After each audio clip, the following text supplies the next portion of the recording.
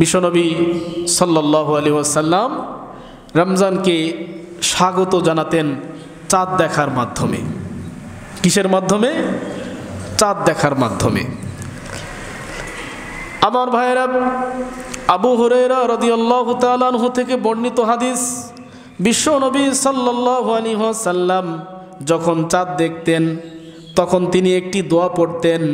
তিনি পড়তেন, আল্লাহুম্মা আহিল্লাহু আলাইনা বিল ইয়ুমনি ওয়াল ঈমানি ওয়াস সালামাতি ওয়াল ইসলামি রব্বি ওয়া রব্বুকাল্লাহ।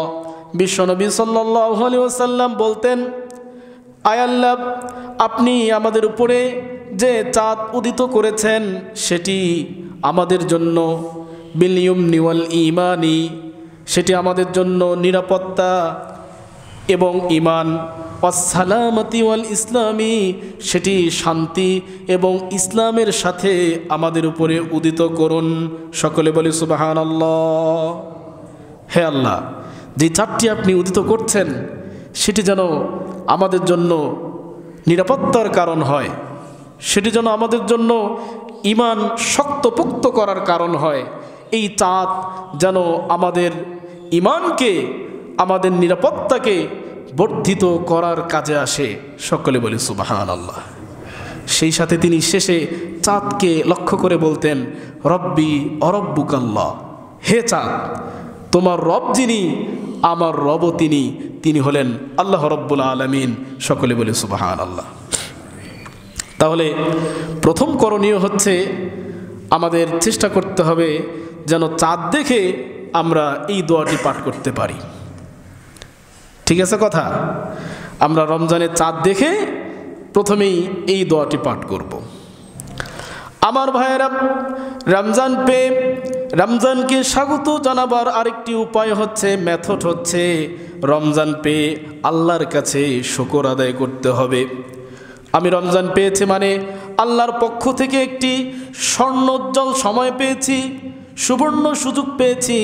কারণ অন্যান্য সময়ে একটি আমল করলে শুধুমাত্র 1 গুণ অথবা 10 গুণ সওয়াব পেতাম, কিন্তু রমজান মাসে যদি একটি আমল করি তাহলে আল্লাহ রাব্বুল আলামিন সেই আমলকে 700 কিংবা তার থেকেও বেশি গুণ করে আমার আমল নামায় নেকি যুক্ত করে দিবেন।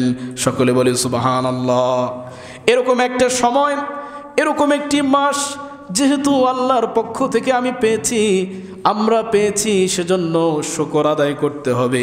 আল্লাহ রাব্বুল আলামিন পবিত্র কোরআনের সূরা ইব্রাহিমের 9তম আয়াতে ইরশাদ করলেন, ওয়া ইয তাআযানা রাব্বুকুম লা ইন শাকারতুম লাযীদান্নাকুম ওয়া লা ইন কাফারতুম ইন্না আযাবি লাশাদীদ। আল্লাহ রাব্বুল আলামিন বললেন, আমি তোমাদেরকে যে নেয়ামতগুলি দিয়েছি, এই নেয়ামত পাওয়ার পরে তোমরা যদি নেয়ামতের শুকর করো, যথোপযুক্ত ব্যবহার যদি তোমরা করতে পারো, তাহলে আমি তোমাদেরকে আমার এই নেয়ামত আরও বাড়িয়ে দেব, বরকত দিয়ে তোমাদেরকে ধন্য করব। কিন্তু যদি তোমরা না শুকর করো তাহলে আমি তোমাদেরকে সেই নেয়ামত থেকে বঞ্চিত করব। আর তোমরা ভালোভাবে মনে রেখো, আমার শাস্তি সব থেকে কঠিন, সব থেকে ভয়াবহ। কথা কি বুঝতেছেন? তাহলে আল্লাহর পক্ষ থেকে হাজারো নেয়ামত রয়েছে। আমি শ্বাস প্রশ্বাস গ্রহণ করছি, ত্যাগ করছি, এটি আল্লাহর পক্ষ থেকে নেয়ামত। আমি যা কিছু করছি, দৈহিক শক্তি, অর্থনৈতিক শক্তির সাথে আমার জীবনকে অতিবাহিত করছি, এটিও আল্লাহর নেয়ামত। সব কিছু আল্লাহর নেয়ামত। কিন্তু এত সব নেয়ামতের ভিড়ে সব থেকে বড় নেয়ামত হচ্ছে আল্লাহর জন্য ইবাদত করতে পারা, আল্লাহর জন্য গোলামি করতে পারা, নিজের জীবনকে জান্নাতের দিকে নিয়ে যাওয়ার সুযোগ প্রাপ্ত হওয়া। সকলে বলি সুবহানাল্লাহ।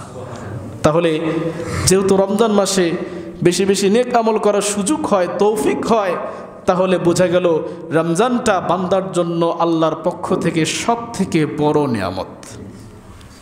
এজন্য এই নেয়ামতের শুকর আমরা কিভাবে করব? দিনের বেলা উপোস থেকে আল্লাহর জন্য রোজা পালন করব, রাতের বেলা দাঁড়িয়ে দাঁড়িয়ে পবিত্র কোরআন শ্রবণের মাধ্যমে আমরা তারাবির নামাজ আদায় করব। সেই সাথে ফরজ নামাজ তো আছে, ফরজ ইবাদত বন্দিগি তো আমাদের জন্য থাকবেই। এছাড়াও অন্যান্য নফল ইবাদত, অন্যান্য নেকির কাজগুলি আমরা যত বেশি করব, আল্লাহর এই নিয়ামতের তত বেশি শুকর আদায় হবে। সকলে বলি সুবহানাল্লাহ। কিন্তু রমজান মাস যদি আমি ঘুমিয়ে কাটিয়ে দেই সারাটা দিন, দীর্ঘ একটি সময় যেহেতু না খেয়ে থাকতে হবে, উপোস থাকতে হবে, সেজন্য যদি আমি আড্ডা মেরে কাটিয়ে দেই, ঘুমিয়ে ঘুমিয়ে কাটিয়ে দেই, তাহলে কি আল্লাহর এই নিয়ামতের পরিপূর্ণরূপে শুকর আদায় হবে? হবে না। আমার ভাইয়েরা, বিশ্বনবী সাল্লাল্লাহু আলাইহি ওয়াসাল্লাম আনন্দিত হতেন এবং এই আনন্দের সুসংবাদ তিনি তার সাহাবায়ে কেরামকে, তার পরিবারকে দিতে যেতেন। এত বেশি আনন্দিত হতেন রমজান পাওয়ার পরে। আগে থেকেই তো রমজান পাওয়ার জন্য তিনি দোয়া করতেন, দোয়া কবুল হয়েছে। আল্লাহ যখন তাকে রমজান পর্যন্ত হায়াত দিয়ে দিতেন, যখন তিনি রমজান পেয়ে যেতেন, তখন তিনি সাহাবায়ে কেরামের কাছে ছুটে যেতেন। আনাস ইবনে মালিক রাদিয়াল্লাহু তাআলা আনহু থেকে বর্ণিত হাদিস, বিশ্বনবী সাল্লাল্লাহু আলাইহি ওয়াসাল্লাম কানা ইউবাশশিরু আসহাবাহু কদ জাআকুম শাহরু রমাদান শাহরুন মুবারাকুন। আনাস ইবনে মালিক বলেন, বিশ্বনবীর কাছে যখন রমজান উপস্থিত হতো, তখন তিনি সাহাবায়ে কেরামের কাছে ছুটে গিয়ে সুসংবাদ দিতেন। তিনি বলতেন, কদ জাআকুম শাহরু রমাদান শাহরুন মুবারাকুন, ও আমার সাহাবী, তোমাদের নিকট রমজান এসে পড়েছে। শাহরুন মুবারাকুন, রমজান একটি বরকতপূর্ণ মাস। ইফতারাদা আলাইকুম সিয়ামাহু, আল্লাহ তোমাদের জন্য এই মাসে তোমাদের উপরে রমজানের রোজাকে ফরজ করে দিয়েছেন। ইফতাহু ফিহি আবওয়াবুল জান্নাতি, এই মাসে আল্লাহ তাআলা তোমাদের জন্য জান্নাতের সকল দরজাগুলোকে খুলে দিয়েছেন। সকলে বলি সুবহানাল্লাহ। ওয়া ইউগলাকু ফিহি আবওয়াবুল জাহিমি, রমজান এমন একটি বরকতময় মাস, এই মাসে আল্লাহ রাব্বুল আলামিন জাহান্নামের সকল দরজাগুলোকে বন্ধ করে দিয়েছেন, তালাবদ্ধ করে দিয়েছেন। সুবহানাল্লাহ। অতুগাল্লু ফিহি শায়াতিনু, বিশ্বনবী বলেন এই মাসে আল্লাহ তাআলা শয়তানকে আটকে রেখেছেন, বন্দী করে রেখেছেন। মান হুরিমা খায়রাহা ফাকাদ হুরিমা, বিশ্বনবী বললেন অফিহি লাইলাতুন খায়রুম মিন আলফি শাহরিন, আল্লাহ তাআলা রমজান মাসে তোমাদের জন্য এমন একটি রজনী দিয়েছেন, তোমাদেরকে এমন একটি রাত্রি দিয়েছেন, খায়রুম মিন আলফি শাহরিন, যেই রাতের মর্যাদা, যেই রাতের ইবাদত হাজার মাসের ইবাদতের থেকেও উত্তম হিসেবে আল্লাহ গণ্য করেছেন। সকলে বলি সুবহানাল্লাহ। এরপরে বিশ্বনবী বললেন, মান হুরিমা খায়রাহা ফাকাদ হুরিমা, যে ব্যক্তি রমজানের বরকত থেকে, যে ব্যক্তি লাইলাতুল কদরের বরকত থেকে বঞ্চিত হলো, সে যেন পৃথিবীর সমূহ কল্যাণ থেকে নিজেকে বঞ্চিত করে ফেলল। সকলে বলে নাউজুবিল্লাহ। তাহলে এই কথাগুলো বলে বলে তিনি সাহাবায়ে কেরামকে সুসংবাদ দিতেন, তাদেরকে বোঝাতেন এই মাসের গুরুত্ব, মাহে রমজানের মাহাত্ম্য সম্পর্কে তিনি সাহাবায়ে কেরামকে বলতেন।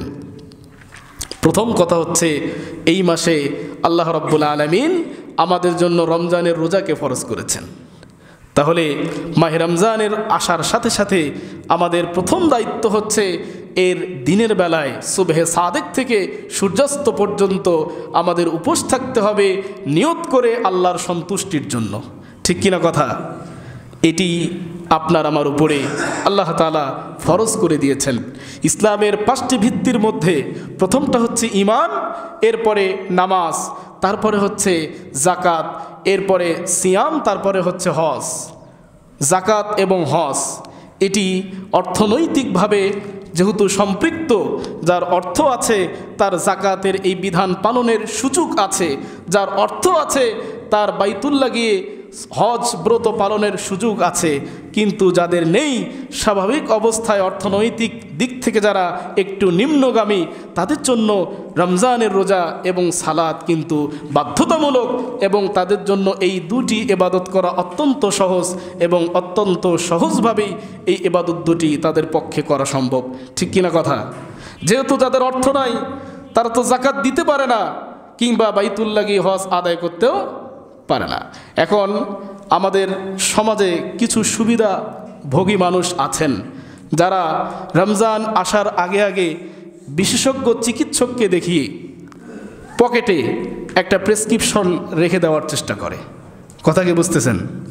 মানে মানে রমজান এসেছে, উপোস থাকতে আমি পারছি না, যেহেতু আমি অসুস্থ, এই অসুস্থতার এই অজুহাত দেখিয়ে একজন বিশেষজ্ঞ চিকিৎসককে দেখিয়ে একটা প্রেসক্রিপশন নেয় এবং এমনভাবে ওষুধগুলো সাজেস্ট করে যে সকালে ওষুধ খেতে হবে, দুপুরে খেতে হবে, 12টার সময় খেতে হবে, দুপুরে খেতে হবে। না খেয়ে থাকলে তার প্রাণনাশের ভয় আছে, শঙ্কা আছে, এজন্য আর তাকে রোজা রাখতে হবে না। কি এরকম মানুষ আছে না নাই? অনেক পাবেন।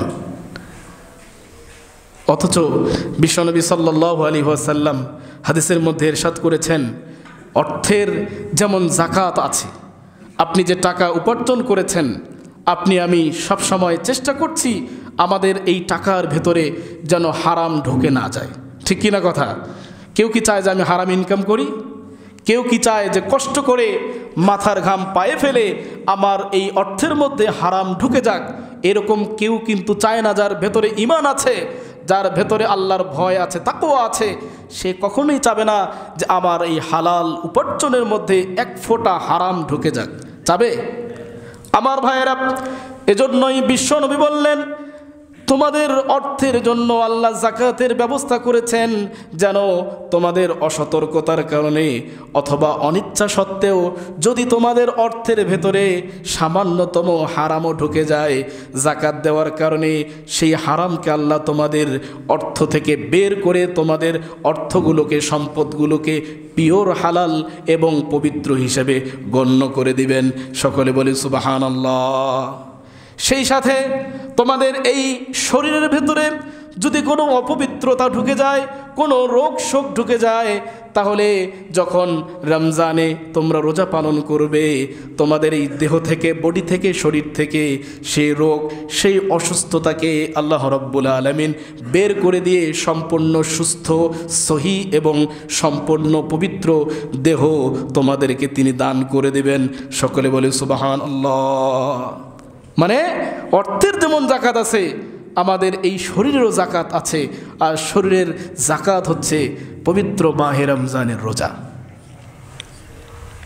আমার ভাইয়েরা, রোজার নিয়ত না করে দীর্ঘ সময় না খেয়ে থাকেন, দেখবেন আপনি পারছেন না, আপনার ভীষণ কষ্ট হচ্ছে, কিন্তু রোজার নিয়তে মাহে রমজানে এবারে রোদের ভেতরে, গরমের ভেতরে যখন আপনি উপোস থাকছেন, না খেয়ে থাকছেন, রোজা রাখছেন, দেখবেন আল্লাহর কি অসীম কুদরত, আল্লাহর কি ঐশী শক্তি আপনার উপরে ভর করে যে আপনার এই 12 ঘন্টা, 14 ঘন্টা, 15 ঘন্টা না খেয়ে থাকতে তেমন কোনো কষ্ট হয় না, বরং তৃপ্তি লাগে, ভালো লাগে।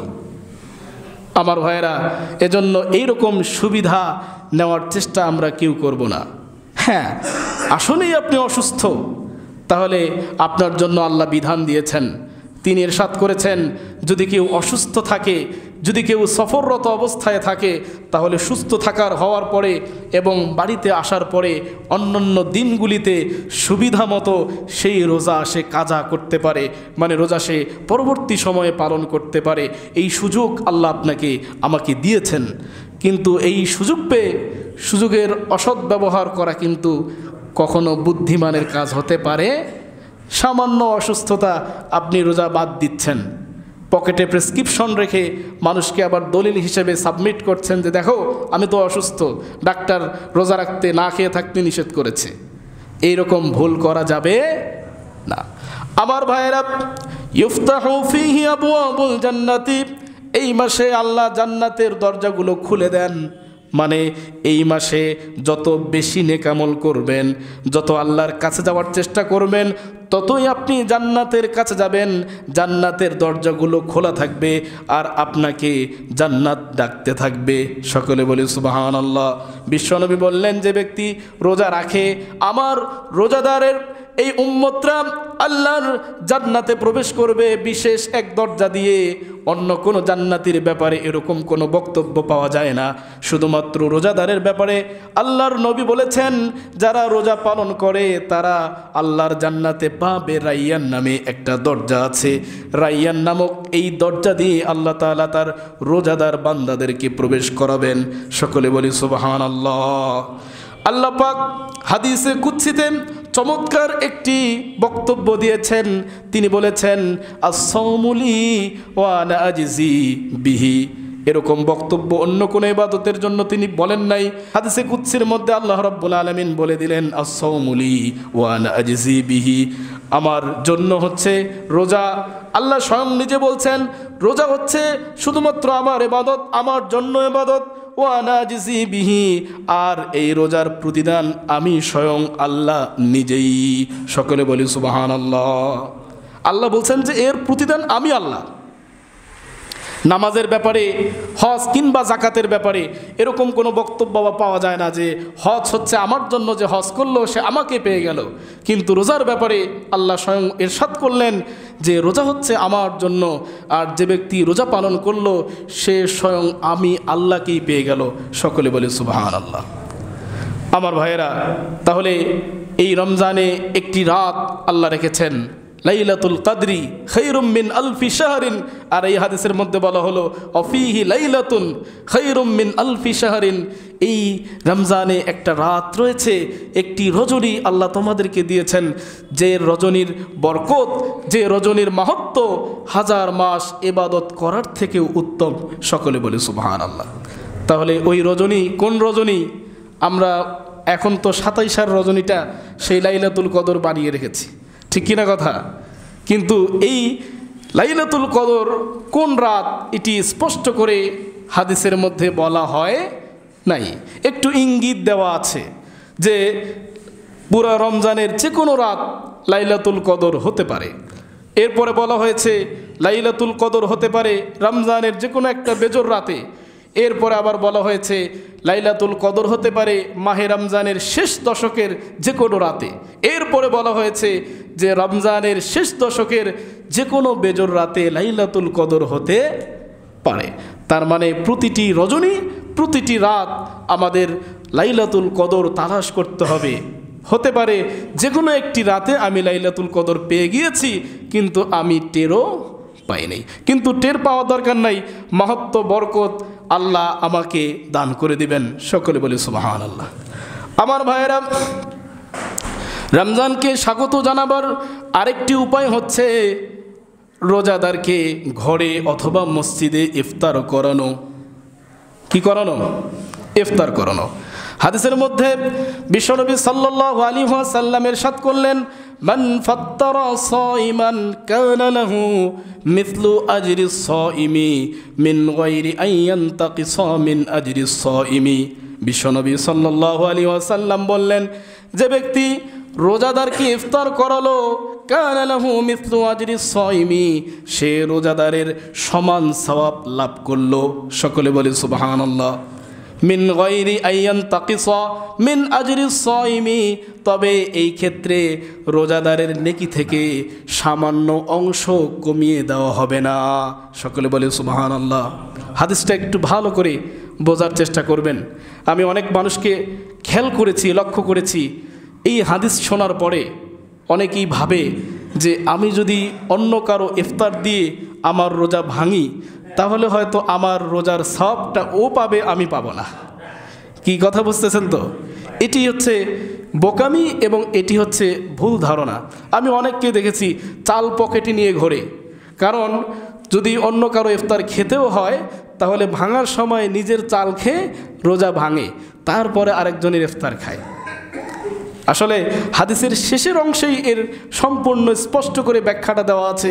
মিন গায়রি আন ইয়ানতাকিসা মিন আজরি সাইমি, বলা হচ্ছে যে এখানে রোজাদারের নেকি থেকে সামান্য অংশ কমিয়ে দেওয়া হবে না।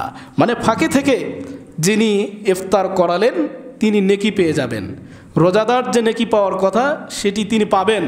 তার থেকে কোনো অংশ কমিয়ে যিনি ইফতার করালেন তাকে নেকি দেওয়া হবে, বিষয়টি এমন নয়। তার মানে এটি দেখুন কত চমৎকার আল্লাহ পাকের বিধান, কত লাভজনক একটা সিস্টেম আল্লাহ পাক আমাদেরকে দান করেছেন। আমি যদি আরেকজনকে ইফতার করাই, ওই রোজাদার তার সওয়াব পেয়ে গেল, ফাঁকে থেকে আমি রোজার একটা সওয়াব পেয়ে গেলাম, সুবহানাল্লাহ। আবার আমি যদি আরেকজনের ব্যবস্থা করি, আমি একজনের ব্যবস্থা করলাম, উনি মনে করেন আমার জন্য ব্যবস্থা করলেন, এদিক থেকে আমি তো আমার সওয়াব পাচ্ছি, উনিও আমাকে ইফতার করানোর কারণে পূর্ণ একটি কবুল রোজার সওয়াব পেয়ে গেলেন। সকলে বলে সুবহানাল্লাহ। দেখুন হৃদ্যতা, ভ্রাতৃত্ব, সমাজে শান্তি প্রতিষ্ঠা করবার জন্য বিশ্বনবী সাল্লাল্লাহু আলাইহি ওয়াসাল্লামের এই হাদিসটা কতটা গুরুত্বপূর্ণ এবং কতটা অর্থবহ। মানে আমি একা খাবো না, আমি আরেকজনকে খাওয়ালাম, আমি নেকি পেয়ে গেলাম।